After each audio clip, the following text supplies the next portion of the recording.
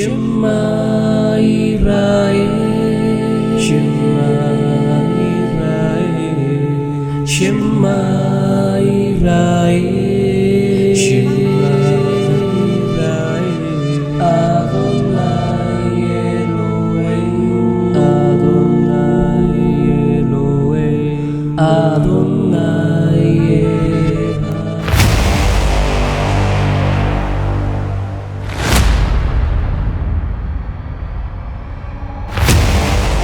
Entonces, esta noche de martes de estudio vamos a empezar con un tema que Dios colocó en mi corazón, ¿sí? Le he titulado Una iglesia con autoridad, ¿sí? Según la carta de los Efesios. Vamos a mirar la carta de los Efesios. Esto es una carta muy poderosa. Yo no sé si usted ha leído ciertos comentarios bíblicos de varios autores que dicen la carta de los Efesios es una carta de guerra para los guerreros en Cristo, ¿sí? ¿Por qué? Usted sabe que en el capítulo 6 se habla de una armadura especial para el pueblo de ¿quién? Para el pueblo de Dios, ¿sí? Una armadura que nos va a ayudar a cada uno de nosotros, ¿sí? A ser guerreros del Espíritu, soldados de Yah, ¿sí? Soldados de Yahweh, soldados de Dios. Pero entonces, para obtener esa armadura, ¿qué se debe de hacer? Bueno, la carta nos va a dar un paseo, ¿sí? Nos va a dar ciertas herramientas desde el capítulo 1 hasta el capítulo 6. No voy a hablar solamente de un capítulo, sino que nos vamos a mover en toda la carta, ¿sí? Entonces, vamos al capítulo 1 rápidamente, mis amados, ¿sí? En el capítulo 1 de la carta a los Efesios, bueno, para los que no saben, esta es una carta escrita desde la cárcel, cuando el apóstol Pablo se encontraba pues, encarcelado, ¿cierto? Años 60, años 62 después de Cristo. Para recordar, mis amados, Pablo en el año 66-67 fue el último año que estuvo Pablo con nosotros aquí en la tierra, ¿sí? Pero usted sabe que Pablo tiene 3 viajes misioneros en libertad, ¿sí? Pero el último viaje, el cuarto viaje misionero, va a suceder porque él viaja a Jerusalén a llevar ofrendas de más de 9 denominaciones, iglesias, ¿sí? Pero resulta que llevando la ofrenda al templo, los judíos lo ven y dicen: este es el que nos agobia en diferentes ciudades. Lo cogen preso en Jerusalén, ¿sí? Los judíos, y ellos se lo entregan a los romanos, y comenzó a dar un paseo entre emperadores y emperadores hasta llegar al César, porque apeló al César, porque Pablo era ciudadano romano, era judío, pero era ciudadano romano también. Entonces, cuando ellos se enteraron de esto, no, aquí no podemos hacerle juicio a Pablo, nos va a tocar llegar ¿a dónde? Al César, ¿sí? Y Pablo, donde iba a cada juicio que él hacía, él hablaba del Santo Evangelio, en lo que él era antes, el Saulo de antes, ¿sí? El Saulo asesino, y después de Cristo, después de convertirse, en lo que el Señor lo convirtió, ¿sí? Ustedes saben que Pablo escribe más de 13 cartas en el Nuevo Testamento, ¿cierto? La carta de los Hebreos todavía no sabemos, y hasta el día de hoy quedamos en veremos, pero sí se puede decir que el que escribió la carta a los Hebreos, pues tenía que ser hebreo, porque era para los hebreos, ¿cierto? Tenía que conocer el contexto del templo a bastante profundidad. El contexto del Antiguo Testamento también, ¿sí? Pero también vemos que en el último capítulo de la carta a los Hebreos se habla de un Timoteo. Ustedes saben quién es Timoteo, ¿cierto? Entonces, sí tenía que ser alguien que estuviera en el tiempo histórico que estaba viviendo Timoteo. Por eso muchos al principio decían, pues, El que estuvo más cercano a Timoteo, ¿quién fue? Pues Pablo. Pero la iglesia primitiva no pudo llegar a un consenso de la carta a los hebreos. Antes es más, la carta a los hebreos y la carta Apocalipsis, en el primer concilio que se hizo en el año 150 después de Cristo, el primer canon, llama el canon Muratori, para los que no saben, apunten, averigüen, el canon Muratori. De ahí en adelante, la carta a los hebreos y la carta de Apocalipsis todavía no había entrado en el canon, en el primer canon que se hizo. Esa decisión la toman después, ¿sí? Entonces, Pablo se encontraba en la cárcel, años 60-62. Pablo en el año 58 fue llevado preso, ¿cierto? Encadenado, y eso fue todo un proceso para llegar a Roma. Cuando ustedes lean el libro de los Hechos es espectacular, porque es el libro histórico del Nuevo Testamento, ¿sí? Es un libro en el que están incluidos prácticamente todo el ministerio del apóstol Pablo. Por eso, si usted quiere entender el Nuevo Testamento, le toca leer muy bien primero el libro de los Hechos de los Apóstoles. Termina el libro de Hechos de los Apóstoles, capítulo 28, hablando de un Pablo, ¿sí?, que le dieron casa por cárcel, ya llegó a Roma, pero no se habla de él cómo es que va a morir, cómo es que va a ser llevado al Coliseo romano y que lo van a decapitar. No sabemos de eso por los libros de historia del cristianismo, pero así termina Hechos, y ninguna carta, inclusive la última carta de Pablo, la segunda de Timoteo, se habla que era preso en el espíritu y en la carne. En el espíritu, no, perdón, en la carne, ¿sí? Se despide de la iglesia, pero él no dice cómo fue su final. Entonces, esta carta a los Efesios, partamos de ahí. ¿Fue escrita en dónde? En la cárcel, ¿sí? Es una carta escrita en la cárcel. Entonces, Pablo va a hacer varios tópicos en esta carta. En el capítulo 1, versículo 4, va a tocar el tópico de la santidad, que el pueblo de Dios, para tener autoridad en el reino espiritual, en el mundo espiritual, tiene que andar en la santidad. Sin santidad no hay ¿qué? Ok, versículo 4 dice: según nos escogió en Él, en Cristo, antes de la fundación del mundo. ¿Para qué nos escogió Dios? Para que usted decida ser cristiano. Aquí dice, ¿para qué? Para que fuésemos santos y sin mancha delante de Él, de Cristo. Amén. Para eso nos escogió Dios. Así que nosotros como cristianos, como creyentes, debemos de hacer un gran esfuerzo en la palabra que santidad. Santidad. Porque sin santidad nadie va a poder ver a Cristo, mis amados. La iglesia de Cristo debe ser una iglesia sin mancha, una iglesia santa, tratar lo posible de estar bien con Dios. Yo sé que es un tema complejo, un tema difícil y un tema que es prácticamente individual, personal, porque cada uno tiene cosas diferentes en que trabajar. Quizá las cosas en las que yo esté trabajando no le toca a la hermana Olivita, no le toca a mi esposa. Cada uno debe de trabajar en algo, ¿sí? Pero usted sabe sus falencias, ¿cierto? En Cristo reconocemos las falencias, pero hay que trabajar en ellas. Sí, hermano, yo sé que yo necesito trabajar en esto, pero está trabajando en eso. Más de uno nos quedamos pensativos, nos quedamos callados, ¿cierto? Entonces, hermanos, la santidad, ¿ok? Muestre a ver qué otro tópico podemos hablar. La alabanza, versículo 4, mira lo que dice.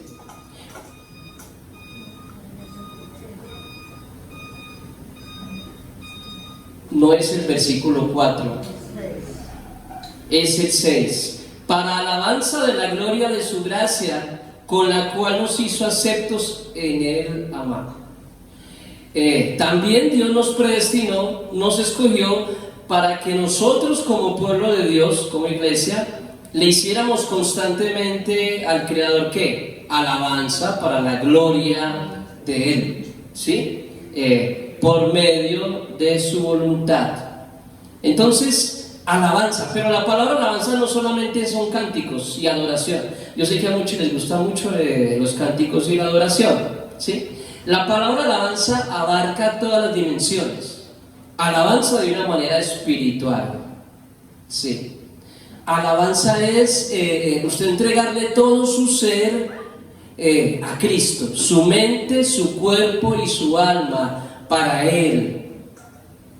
Por eso Dios constantemente a Israel, ¿sí? Cuando le desobedecía o buscaba los baales de otras naciones, por eso él muchas veces ahí en Isaías 58, él dice que el verdadero ayuno, ¿cuál era? Las buenas obras, amar al hermano, ir a ayudarle al pobre, las obras. Está bien la gracia en Cristo, ¿sí? Porque somos salvos por gracia, pero el resultado de usted entender lo que es la santidad y la gracia, que es un regalo que nosotros no merecemos de Cristo. Si usted en verdad está en Cristo, las obras deben de aflorar. ¿Sí me están entendiendo? Santiago habla sobre esto. Santiago habla que la fe ¿qué? Y las obras van de la mano. O sea, yo te muestro, él dice, ¿cómo es que dice? Muéstrame tus obras y ¿qué? Yo te mostraré. Bueno, dice así, por medio de mi fe te muestro mis obras, para resumir. O sea, el resultado de una verdadera fe son las obras y es la santidad. ¿Me están entendiendo? Cuando una persona de verdad ha entendido el Evangelio, es una persona que ha cambiado su vida. Es una persona que ya no anda en horas muertas. Es una persona que ya ha dejado el viejo hombre. Pero si definitivamente un creyente no ha hecho este cambio, entonces ha entendido el Evangelio. Entonces, ¿qué dice? No ha entendido el Evangelio, ¿cierto? Porque no ha entendido qué es la santidad, ¿sí? Y para uno ser santo apartado de Dios, hay que hacer varias cosas. Y una de esas, ¿sí?, es tener usted constantemente en su mente y en su alma guardar la ley de Dios. Usted debe en su casa, aquí en la iglesia, escuchar la palabra, ¿cierto? Tratar de andar en cosas que a Dios le agrade desde su casa, su trabajo si puede, hasta aquí en la congregación. Usted llenar su mente de sabiduría de Dios, no sabiduría humana, aunque no es malo también, ¿cierto? Depende la bibliografía, los libros que usted también vaya a leer, porque si va a leer libros ocultos, eso no le va a ayudar para nada, antes le va a alejar de Dios. Pero Dios manda la sabiduría de Él, de la Biblia, de la palabra de Dios, sí. Esa es la sabiduría que Dios quiere que nosotros guardemos. ¿En dónde? En la mente, en el espíritu, en nuestra alma, ¿sí? Y por medio de la palabra, constantemente, palabra a palabra, ella nos santifica, ella nos purifica, ella nos limpia. Es un proceso. Comienza el Espíritu Santo a limpiar esa alma en un constante, en un diario vivir. Limpie y limpie y limpie esa alma. Mientras usted persevere. Si usted no persevera en la gracia de Cristo, hermanos, se está perdiendo ¿qué? El crecimiento espiritual, ¿sí? Como dicen de Juan, ahí terminando Malaquías, que iba a llegar uno que iba a ser el que iba a lavar, ¿sí? El lavandero, hablando del alma, que él iba a predicar sobre el arrepentimiento primero y después llegaba el Mesías. Ese era Juan.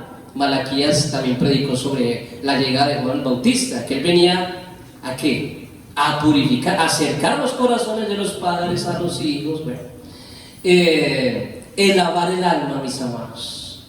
Y eso lo hace la palabra, ¿usted sabía? Solamente lo hace la palabra de Dios, porque la palabra es vida, la palabra es el verbo. La palabra es poder de Dios de salvación, el mismo evangelio, ¿cierto? Entonces, siguiendo con la idea, mis amados, versículo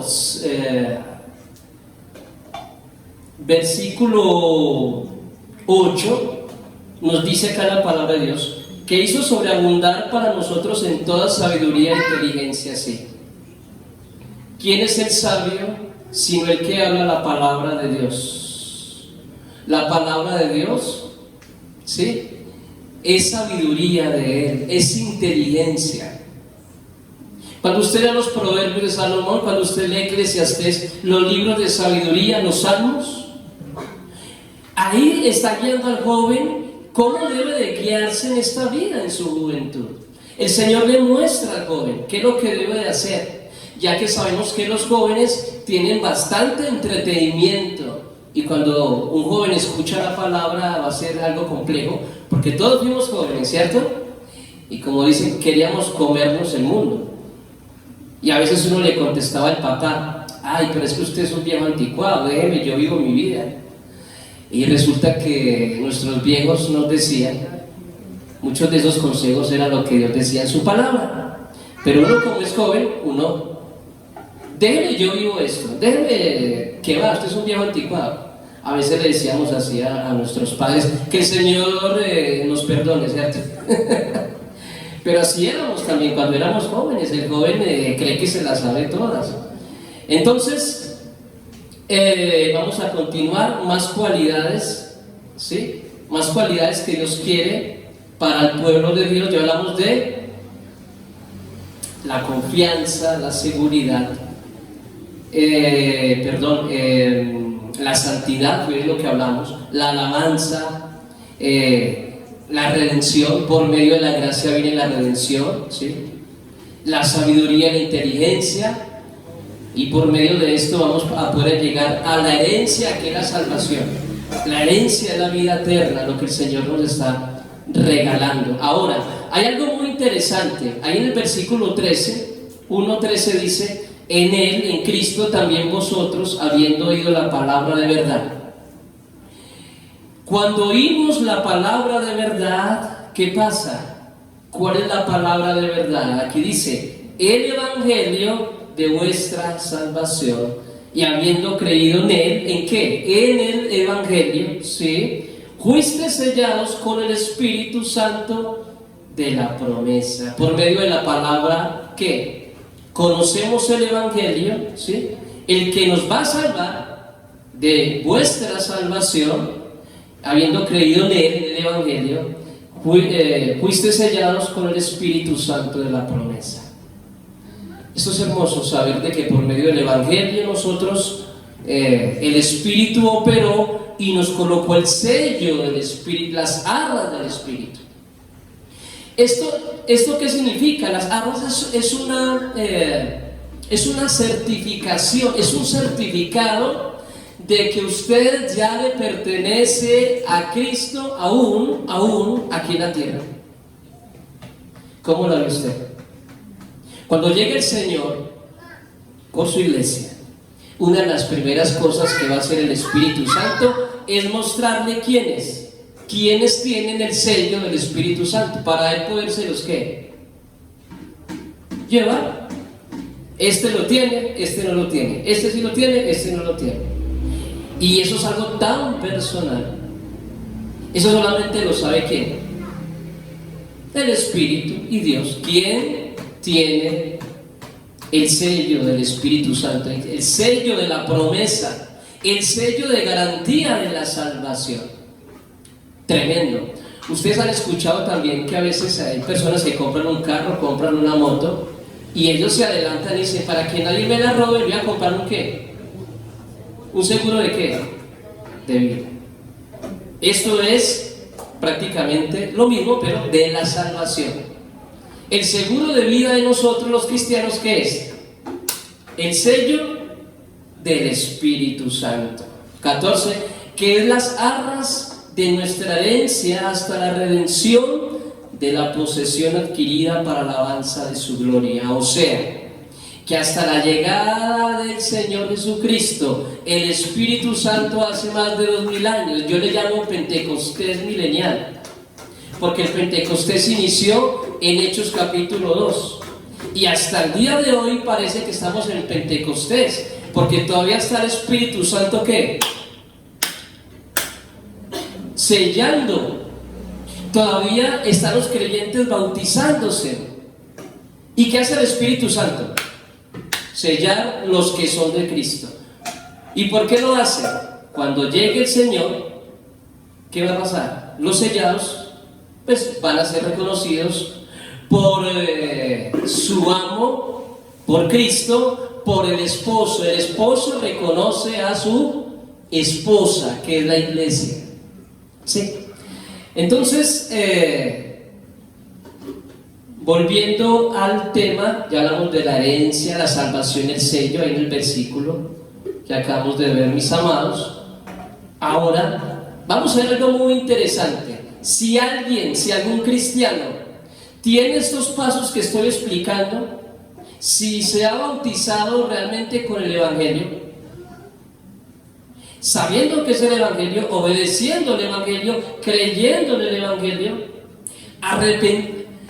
con un corazón arrepentido, sincero, delante de Dios, de que el que debería estar en el lugar de la cruz soy yo.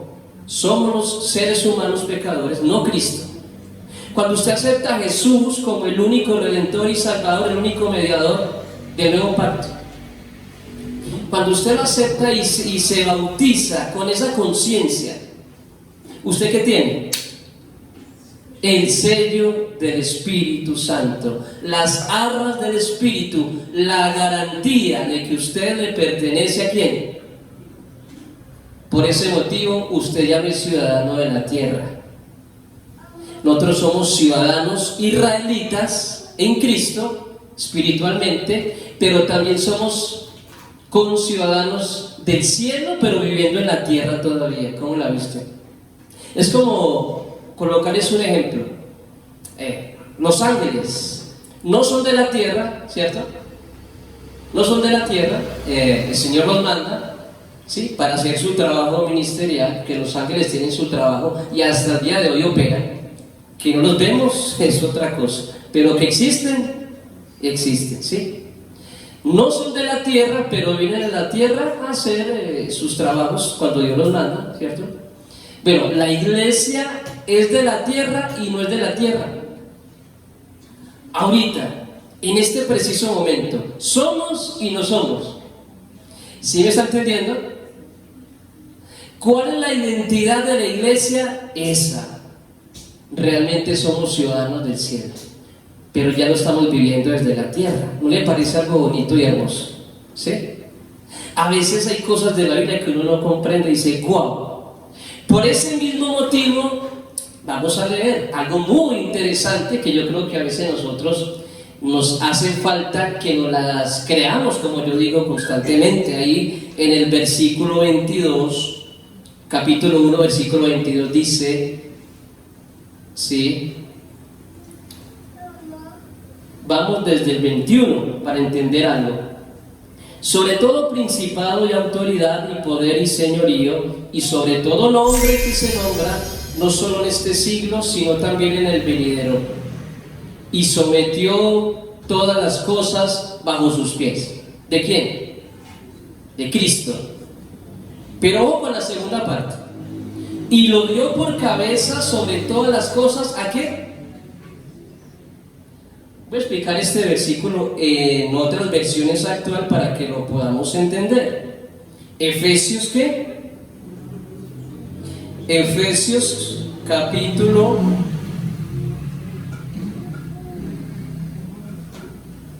espérame un momentico, es que esto a veces se para de estos aparaticos. 1:22. Lo voy a leer en nueva versión internacional.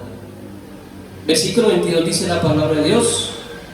Dios sometió todas las cosas al dominio de Cristo y lo dio como cabeza de todo a la iglesia. La iglesia es la cabeza también, ¿cierto?, de las cosas espirituales, porque el mismo Cristo le dio el dominio a la iglesia mientras esté la iglesia en la tierra. ¿Sí me está entendiendo?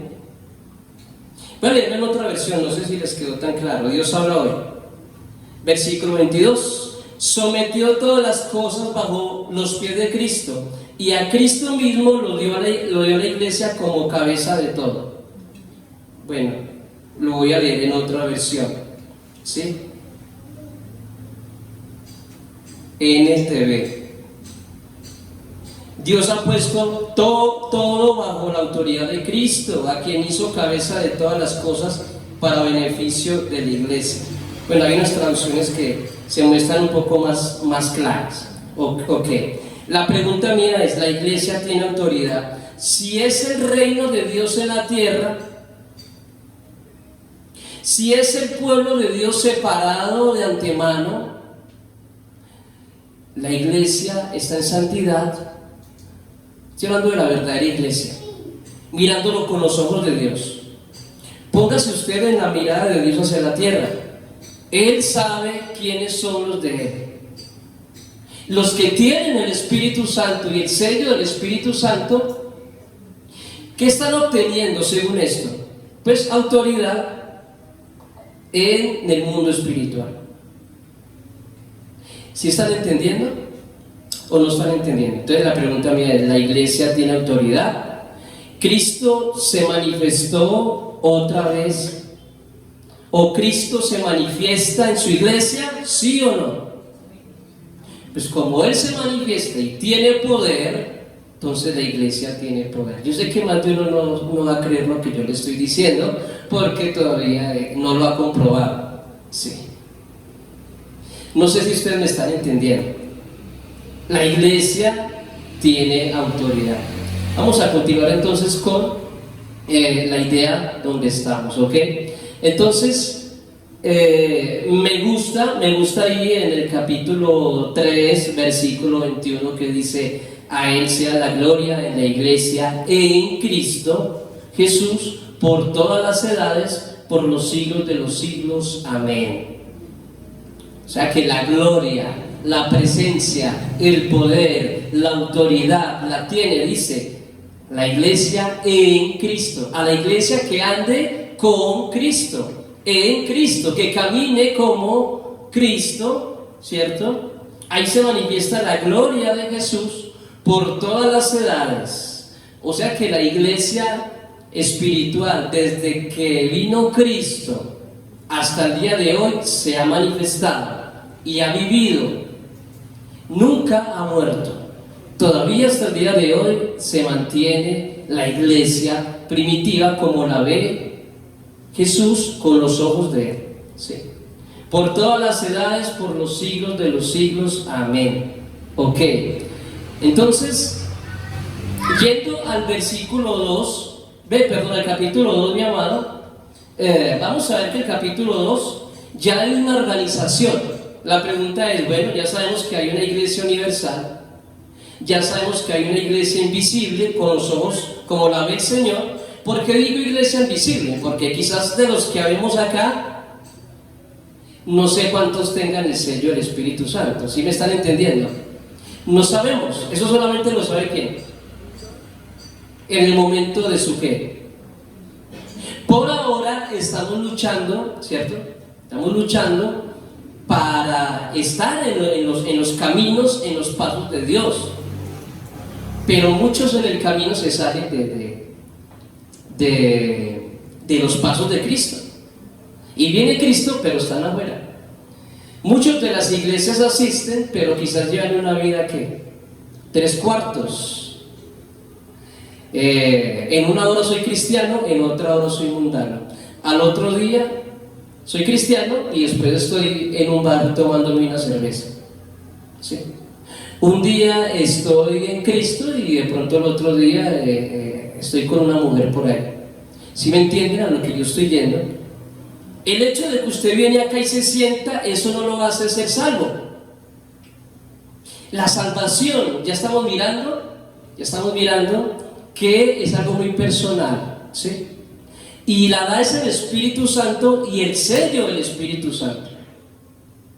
Por ahora, mis amados, sí, nos hemos bautizado, nos hemos arrepentido, hemos confesado pecado, llegó el Espíritu Santo, nos perdonó los pecados, estamos en Cristo, perseveramos, pero ¿cuántos que están en este camino se salen en el camino?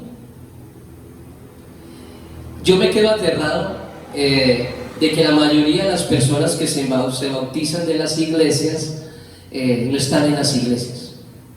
Yo les decía a ustedes en la iglesia de Tuluá, yo preguntaba cuántos bautismos el día que yo fui el domingo, el dominical, en la predicación, y me dijeron 600, no sé. ¿Y sabe cuántos habían ahí en ese momento? 70 personas. Y de esos 70 yo sé que hay unos que están. Si ve, hermanos, cómo es de difícil la salvación. Por eso tiene que haber la garantía en el alma, el sello del Espíritu Santo, para que el Señor reconozca a los que son de Él, ¿sí? Entonces, en el capítulo 2, el Señor nos va a mostrar que somos salvos por gracia, ¿sí? Y va a mostrar que la salvación viene por medio de la fe, ahí en el versículo 8, 2:8, porque por gracia sois ¿qué? Por medio de la fe. Hay un medio, hay un mediador, la fe en el Evangelio, ¿sí? Y esto no de vosotros, pues es un don ¿de qué? De Dios. O sea, el que alguien crea en el Evangelio, el que alguien sea salvo por medio de la fe, esa labor yo no la puedo hacer, ni nosotros los que predicamos. Por eso uno le ora al Espíritu Santo para que tome el corazón de la persona y lo haga recapacitar, lo haga redarguir, que se sienta que es pecadora. Esa obra solamente la puede hacer ¿quién?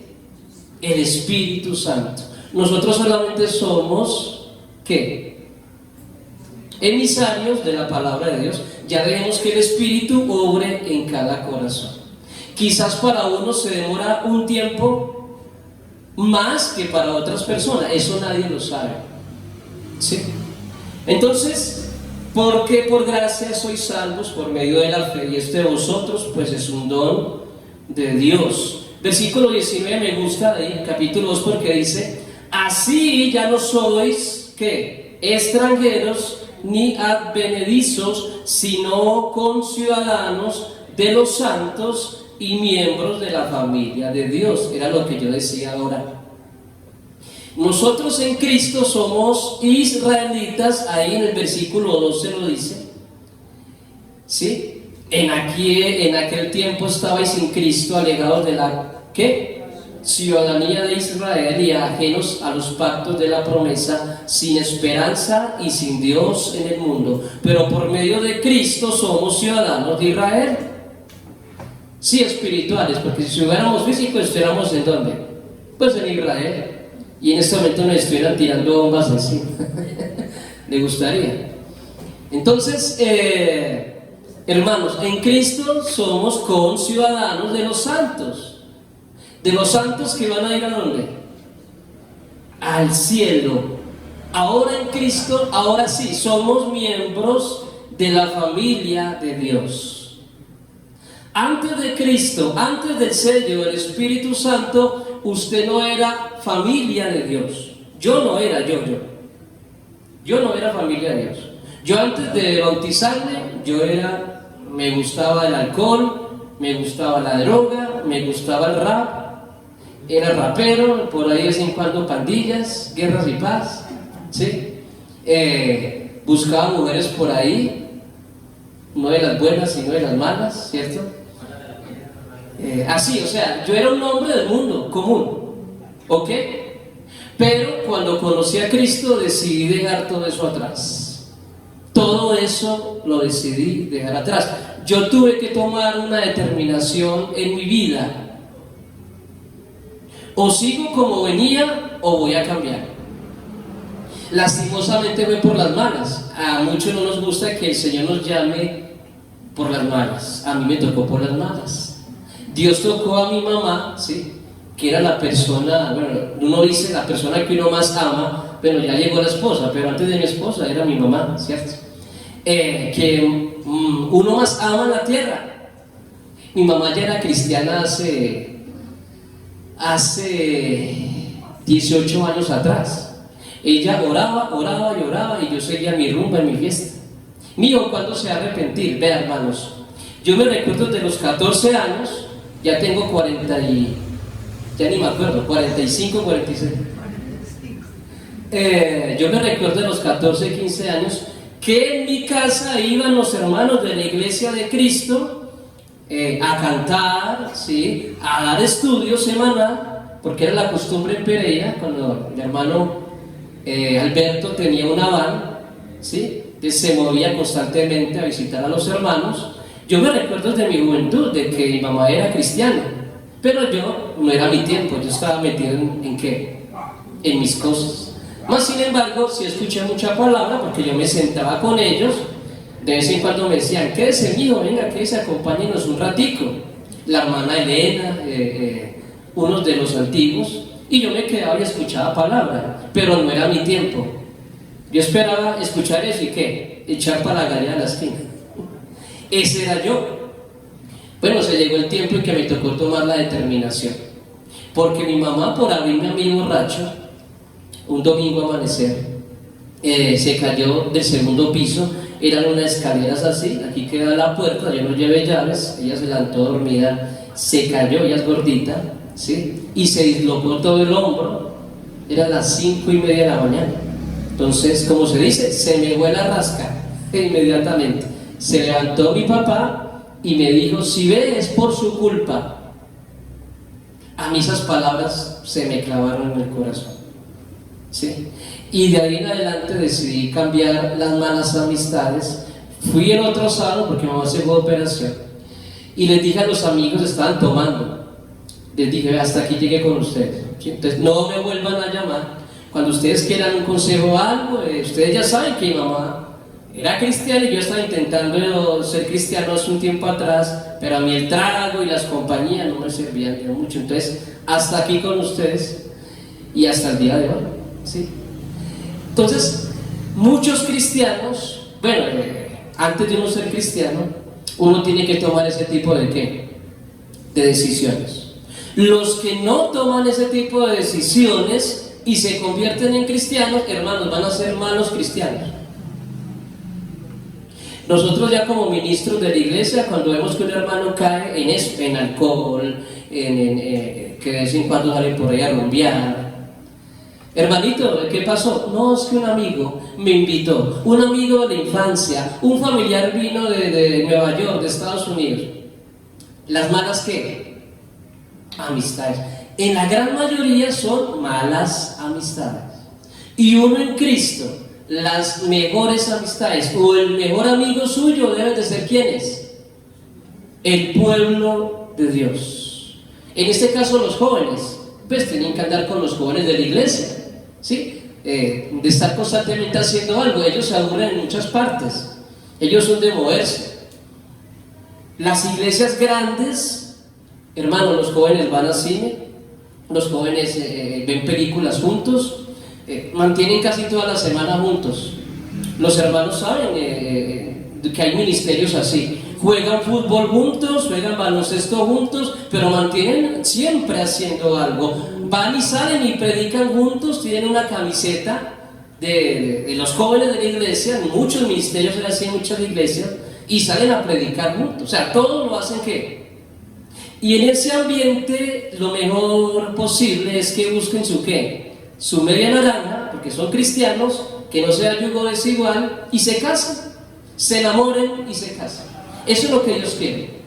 Pero cuando llega un yugo desigual, que una cristiana quiera ver hacia afuera, es que me gusta fulanito, esto y esto y lo otro, a veces funciona, un 5% funciona, un 95% no. La cristiana se vuelve para el mundo, es más fácil que suceda eso, ¿sí? Pero por ahí hay unos ejemplos pequeños. Hermanos, la santidad. Esta carta nos habla constantemente de la santidad, ¿sí? Entonces, en Cristo, para recordar, somos conciudadanos de los santos, miembros de la familia de Dios. En el capítulo 3, del versículo 3 al 6, se va a hablar del misterio del Evangelio. Antes era un misterio, igual Romanos 16 habla de esto. Ahora en Cristo, después de que resucitó, se manifestó el misterio. ¿Sí? Vamos a leerlo rápidamente. Que por revelación le fue declarado un misterio, como antes lo he escrito brevemente. O sea que él ya había revelado el misterio. Leyendo lo cual podéis entender cuál sea mi conocimiento en el misterio de Cristo. Yo hago una pregunta en esta noche. ¿Ustedes saben cuál es el misterio de Cristo? Le pregunto a nuestra vez. Ahí sí no me miran, ¿no? El hermano Omar, ¿cuál es el misterio de Cristo? No lo tiene a flor de piel. Otra persona que lo tenga a flor de piel. Olivita. Tampoco. ¿Qué dice Heidi? ¿Cuál es el misterio de Cristo? Bueno, vamos a dejar ahí los corcheos. Y ustedes saben. Leyendo lo cual podéis entender cuál sea mi conocimiento en el misterio de Cristo. Versículo 5. Misterio que en otras generaciones no se dio a conocer a los hijos de los hombres, como ahora es revelado a sus santos apóstoles y profetas por el Espíritu. ¿Qué fue lo que el Espíritu Santo les reveló a los santos apóstoles? Vamos a ver. Versículo 6.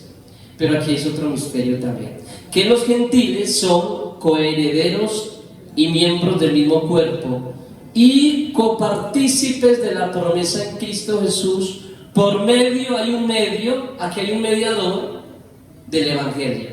O sea, ya son dos misterios. El misterio de que los gentiles íbamos a ser coherederos o íbamos a ser parte de la misma familia de Israel, capítulo 2. No salgamos del contexto, ¿cierto? Y copartícipes de la promesa en Cristo Jesús por medio del trabajo de Cristo en la cruz. ¿Cómo se llama el trabajo que hizo Cristo en la cruz por nosotros? ¿Qué hizo Cristo en la cruz después de que fue muerto, sepultado? ¿Después qué pasó? Ese es el Evangelio. Ese es el misterio que estaba oculto en los tiempos eternos. El Evangelio. El trabajo de Jesús, el ministerio de Jesús, en 3 palabras es un resumen, ¿sí? Pero aquí también se habla de otro misterio, del misterio de que los gentiles por medio de Cristo iban a ser injertados en Israel. Romanos capítulo 9, 10 y 11, especialmente el capítulo 11. Que nosotros ya somos familia de Dios por medio de Cristo. Israel. Somos también israelitas. ¿Cómo la ven? ¿Sí lo sabían o no lo sabían? Entonces, la carta nos está mostrando desde atrás, nos está mostrando que el pueblo de Dios somos también nosotros, el Israel espiritual, ¿sí? Que tenemos autoridad en el reino espiritual si tenemos el sello ¿de quién? Del Espíritu Santo, ¿sí? Todo por medio de la gracia de Jesús, del Evangelio. Ahora, la iglesia tiene una organización, no hay tiempo para hablar de ella, ¿sí? En el capítulo 2, versículo 20, va a hablar algo sobre ella. Va a hablar de los apóstoles, ¿sí? Y profetas. Y va a hablar que Cristo es la principal piedra del ángulo. No hay otra piedra del ángulo sino Cristo, un edificio. Nosotros hacemos parte de un edificio espiritual, la cual está conformado, según el versículo 20, es edificado sobre el fundamento de los apóstoles y profetas. Pero no son los apóstoles de este tiempo, ojo, ¿sí? Son los apóstoles que dice la Biblia que existieron. Ya sabemos que Pablo fue un abortivo. En el 1 Corintios 15, versículo 8, 9 se habla sobre eso. Dice, y no me siento digno de serlo, porque yo fui ¿qué? Perseguidor de la iglesia. En el capítulo 1 de Hechos está buscando al sucesor de ¿quién? De Judas, porque se ahorcó. ¿Quién queda, en cambio, en el puesto de él? Matías, ¿sí? Pero de Matías no se vuelve a ver nada en Hechos de los Apóstoles, es un misterio. Ahí les dejo la tarea. De pronto los padres de la iglesia hablen algo de Matías, pero la Biblia no vuelve a hablar de Matías, vuelve a hablar del ministerio de Pablo. Pero Pablo va a ser como un abortivo porque ya estaban los dos, ¿sí? Entonces, si hay una organización en la iglesia y se completa en el capítulo 4, porque en el capítulo 4 va a hablar la organización moderna, cómo debe estar conformadas las iglesias al día de hoy para tener el respaldo y la autoridad del Espíritu Santo. Mira lo que dice ahí el versículo 11, capítulo 4, versículo 11. Y él mismo, ¿quién? Cristo, constituyó a unos, vuelve a repetir lo mismo que acabamos de leer del capítulo 2, versículo 20. ¿A unos qué? Apóstoles, profetas, o porque de aquí en adelante viene la organización de la iglesia de hoy en día. ¿Cómo debemos de estar organizados hoy en día? Aquí dice. A otros, evangelistas, a otros, pastores y maestros. ¿Qué es lo que debe tener la iglesia? ¿Qué es lo que hace falta? Usted ya sabe que apóstoles y profetas ya están. Ya están. ¿Qué hace falta en la iglesia moderna? Evangelistas, pastores y maestros. Aquí no dice pastoras, no dice maestras, o aunque sí hay mujeres que evangelizan, sí hay, como podemos hablar de Priscila y Aquila, bueno, el esposo de ella, y también en Romanos capítulo 16 de Febe, que era una diaconisa, pero diaconisa era servidora, ¿sí? Como las mujeres que se iban detrás de Jesús sirviendo a los apóstoles, servidora, ¿sí? Ok, pero entonces ya la iglesia está conformada. ¿Y para qué Dios quiere que la iglesia sea conformada? Aquí está la tarea, porque Dios quiere, versículo 12, a fin de que de perfeccionar a los santos para la obra del ministerio, para la edificación del cuerpo de Cristo. Versículo 13, hasta que todos lleguemos a la unidad de la fe y del conocimiento del Hijo de Dios, a un varón perfecto a la medida de la estatura de la plenitud de Cristo. Esta carta es muy hermosa porque nos está dando, aparte de estrategias, nos está mostrando cómo debe de estar conformada la iglesia en el siglo ¿qué? Estamos en el siglo ¿qué? 21. Nos está mostrando que es la iglesia la que cumpla con estos requisitos, va a tener la autoridad ¿de quién? De Cristo en este tiempo. Ahora, hay otra cosa que no nos gusta involucrarnos mucho, porque si estamos hablando y explicando que cómo logra tener autoridad espiritual en Cristo una iglesia moderna, en el capítulo 5 nos va a decir algo, y en el capítulo 6, para complementar, para acabar, hay un título que dice en el versículo 5, capítulo 5, versículo 21, perdón, dice, someteos los unos a los otros. Sometimiento. Dios ya tiene un orden establecido para la creación del ser humano, y si alguien lo quiere manipular, cambiar, no va a tener el respaldo del Espíritu Santo en la obra del Señor. Esto es muy delicado, ¿sí? Porque ya hay una cabeza. ¿La cabeza es quién? Cristo. Someteos unos a otros en el temor de Dios. Aquí se va a hablar del matrimonio. Por eso hay problemas en los matrimonios también, y por eso hay problemas en las iglesias donde permiten que la mujer también domine, donde permiten que la mujer sea una Jezabel, como dice Apocalipsis capítulo 2. ¿Sí? Cuando ustedes estudian quién era Jezabel ahí, en esa iglesia especialmente, era una hermana, ¿sí?, que tomó la autoridad de los varones, ahí en esa iglesia, ¿sí? Y dice el texto que ella los llevaba a la fornicación y al adulterio y les daba cosas sacrificadas a los ídolos. Era, como decir, una infiltrada, pero también le metía un poquito de ocultismo, un poquito de otras cosas, porque también creía otras cosas. Por ese motivo y por esa magia que ella practicaba muy escondida, la Biblia le llamaba Jezabel.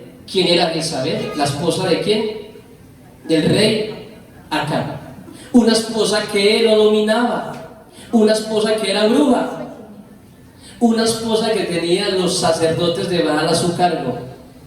Y cuando el rey David se encontraba muy triste, ¿sí? Ve, pero es que el rey David, el profeta Elías, ¿sí? Se encontraba muy triste porque lo estaba persiguiendo ella a muerte, ¿sí? Porque había matado más de 450 sacerdotes brujos de Baal.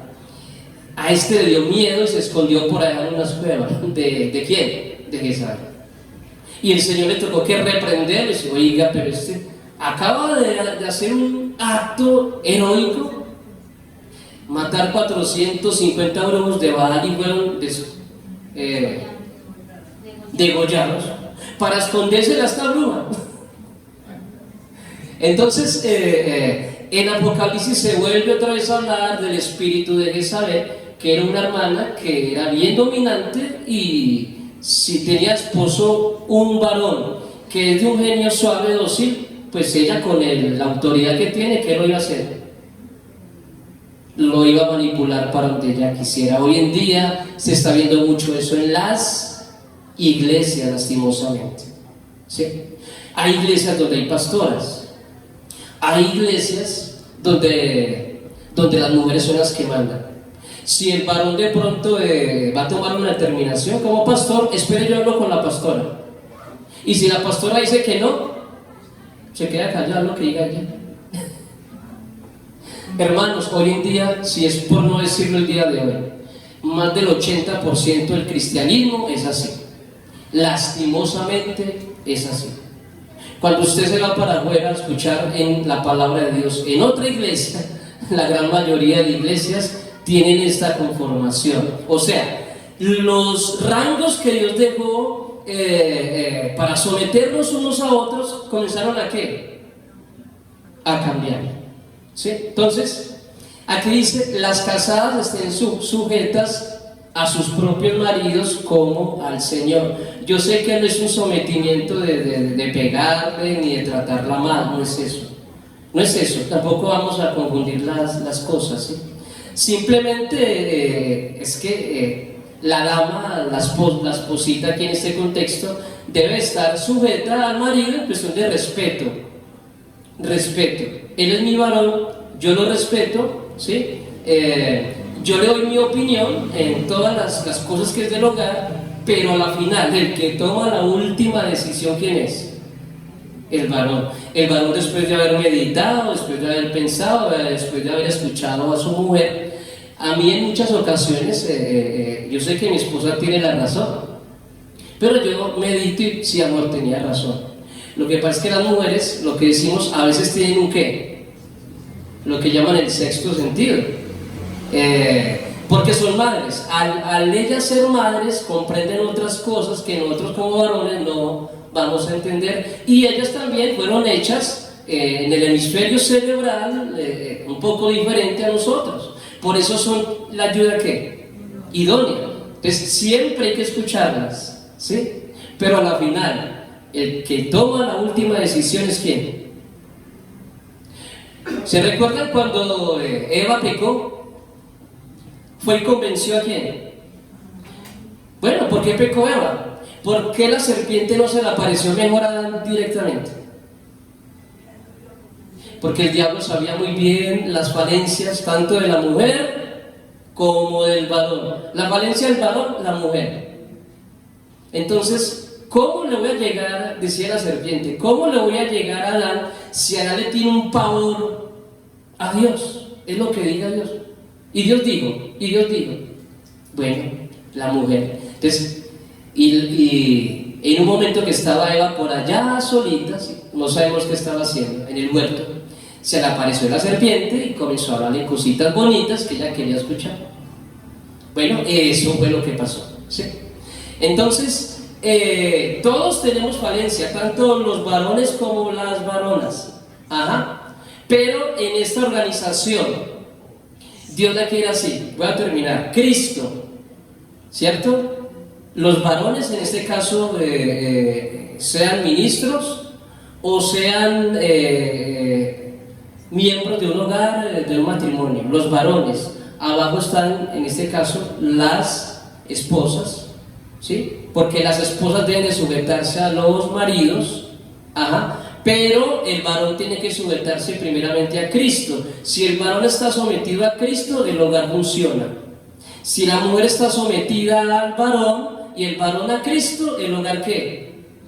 Si los hijos, que es el fruto de ese amor, están sometidos a los padres, los respetan, los escuchan a los padres, y si los padres están sometidos a Cristo, ¿el hogar qué? Funciona. Eso es lo que Dios quiere. Dios ya dejó una organización, ¿cierto? Y el capítulo 6 va a hablar de los hijos, que los hijos deben de someterse a ¿quién? Dice en el capítulo 6: en el Señor a vuestros padres, porque esto es justo. Si recordamos el primer mandamiento, ¿con qué? Con promesa. El quinto de los 10 es el paso del amor a Dios al amor al prójimo. Cuando usted lee los 10 mandamientos, se parten en 2 tablas, y la partitura en 2 del decálogo es esa: los mandamientos de Dios, que son 4, y los otros 6 al prójimo. Y el amor al prójimo arranca por el amor suyo a sus padres. Si usted no cumple con este mandamiento, ni crea que de ahí para arriba va a poder avanzar. No va a poder avanzar. No va a amar al prójimo, no se va a amar a usted mismo. No. Si usted no respeta a sus padres, sean como sean, usted los tiene que respetar. Usted tiene que orar por ellos, tiene que tener paciencia. Por eso el mandamiento de los padres es un mandamiento tan importante, y es el único mandamiento con promesa, porque el que no lo cumpla, ahí también dice que le va a pasar. ¿Qué dice que le va a pasar? Serán acortados los días. Hermanos, en esta carta el Señor nos está mostrando toda esa armadura de Dios en el capítulo 6 del versículo 10 en adelante. Cómo el pueblo de Dios se debe de vestir, de revestir, para ser el pueblo de Dios en la tierra. Yo sé que son muchas cosas que posiblemente analizamos toda la carta. Si usted se somete a toda esta carta, usted dice: mire, me hace falta trabajar en esto y en esto. Usted sabe, ¿cierto?, en qué lugar debe de trabajar. Yo también sé. Esta carta es hermosa cuando usted la lee así completa, porque esta carta es una carta ¿de qué? Yo les dije al principio, ¿de qué? De guerra espiritual. Porque el capítulo 6 va a mostrar literalmente contra quién es la guerra. Y la guerra no es contra su papá, ni contra su mamá, ni contra su esposo, sino contra huestes espirituales de maldad de las regiones celestes. Sabemos que queremos tener autoridad, como lo dije yo en el capítulo 1, versículo 22. Usted quiere tener autoridad en el reino espiritual. En este caso, ¿qué es su oración? Un ejemplo. ¿Qué es tener autoridad? Termina el capítulo 5 de Santiago diciendo que la oración del justo, ¿qué? Si alguien está enfermo, llame ¿a quién? A los ancianos. Eso a veces no lo hacemos. El anciano lleva aceite, especialmente hay un aceite que en la antigüedad se utilizaba para eso. Le ungía ¿a quién? Al enfermo, y él, como era se cree que el ministro es el que está más cerca de Dios, por eso es ministro de la iglesia, ¿sí? La oración del justo puede mucho. Ahí dice: llame a los ancianos, otros dicen ministro, ¿sí? Entonces, una oración de alguien que esté cerca de Dios, de alguien que esté en santidad, de alguien que cumpla con estos requisitos que yo acabé de explicar, de alguien que tenga un hogar así sometido, que usted vea que la hermana, la esposa del hermano se ve que es sometida al varón, los hijos del hermano se ve que son sometidos al hogar, y usted ve a un ministro así, Vea, la oración de ese ministro, vea, directamente se va para el cielo. ¿Sí? A veces el hermano Cirilo me contaba que cuando estaba ya a cargo de la iglesia en Los Teques, ahí le pedían oración constantemente cuando iban a salir los hermanos a otra ciudad, cuando tenían sueños, cuando tenían situaciones. Eso se ha perdido de las iglesias. Ustedes no saben lo que vale espiritualmente cuando un ministro va a su casa. Sí. No es que seamos más que, porque todos somos iguales en Cristo, como dice Gálatas 3:10, ¿sí? Los hombres, las mujeres, judíos, no judíos, griegos, todos somos iguales delante de Él, ¿sí? Pero tengan en cuenta que la oración del justo es poderosa, ¿sí? Y cuando nos sometemos a todos estos reglamentos que están aquí en esta carta, hermanos, va a haber una autoridad que solo pocos la tienen. Y cuando alguien que tenga esas cualidades espirituales ora humillado delante de Dios, esa oración llega directamente al cielo y esa oración va a bajar a la tierra por medio de ángeles. Entiendan que nos movemos en un mundo espiritual, pero parece que nosotros en las herramientas espirituales que nos da esta carta a veces las utilizamos, a veces no, a veces sí.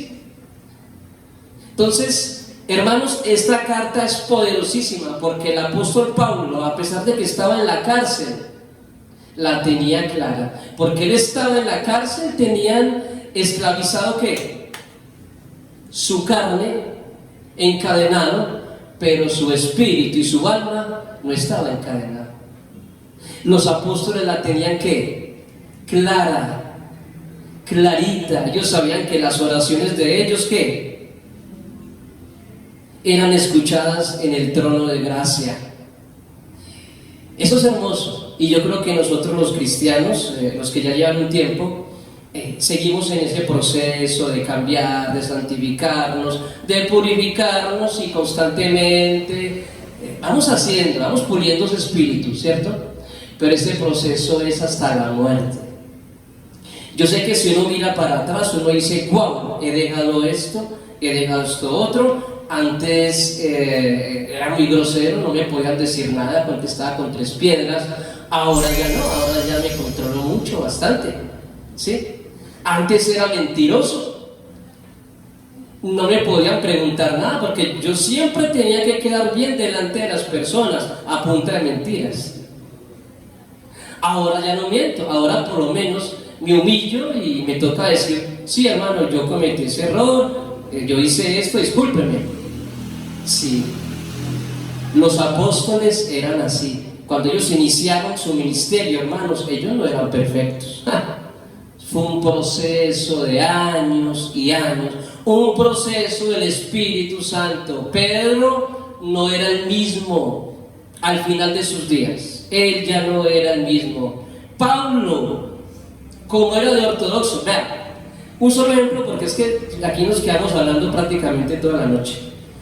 Un solo ejemplo para despedirnos. Gálatas capítulo 2. Hay 2 apóstoles teniendo ¿qué? Como decimos aquí en Colombia, hay un bochinche entre 2 apóstoles. Imagínense, 2 apóstoles de Cristo delante de las personas. Y muchas veces nosotros decimos, no, hermano, no me diga esto delante de las personas porque me ofende. Bueno, Pablo le dijo eso delante de los judíos que llegaban de Jerusalén, ¿sí? De los más ultra ortodoxos que llegaban, porque Pedro estaba sentado en la mesa con los gentiles, pero al ver que llegaron los circuncisos, los ultra ortodoxos de Jerusalén, corrió y se sentó donde estaban los judíos, y ahí estaba Pablo mirando toda esa escena. Y Pablo, que también tiene su temperamento, ¿y qué le digo a Pedro? Si tú siendo judío actúas de esta manera, ¿cómo se van a enamorar los gentiles del evangelio? ¿No ven el ejemplo que le estamos dando? Y eso lo dijo delante de todos. ¿A usted le gustaría que le llamaran la atención delante de personas y así literalmente? ¿A quién le gusta hacer la mano? A nadie. ¿Quién cometió el error? ¿Pablo cometió el error de decir eso delante de los demás?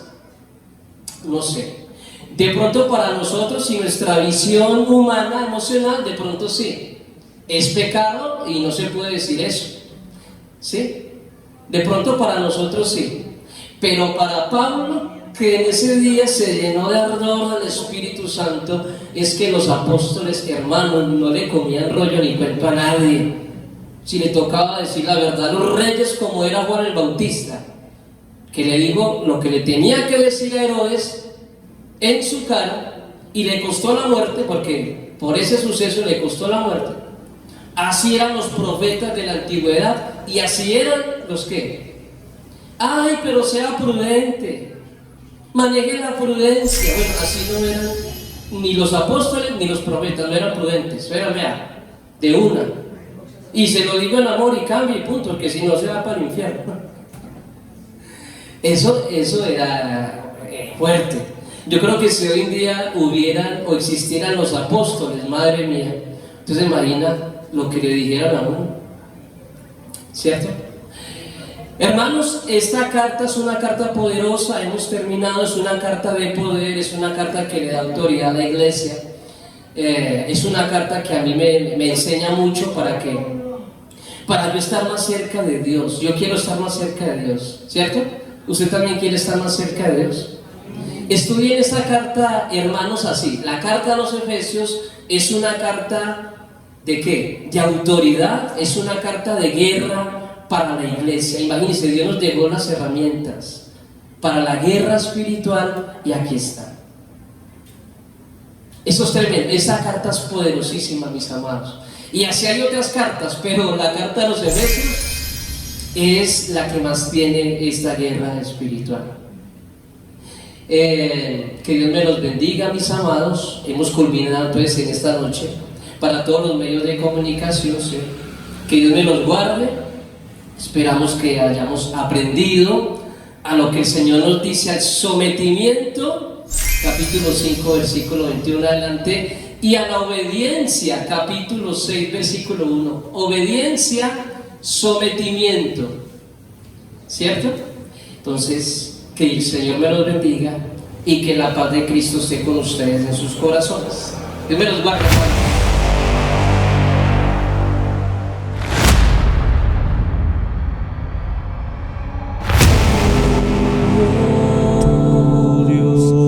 Con todo el corazón, con todo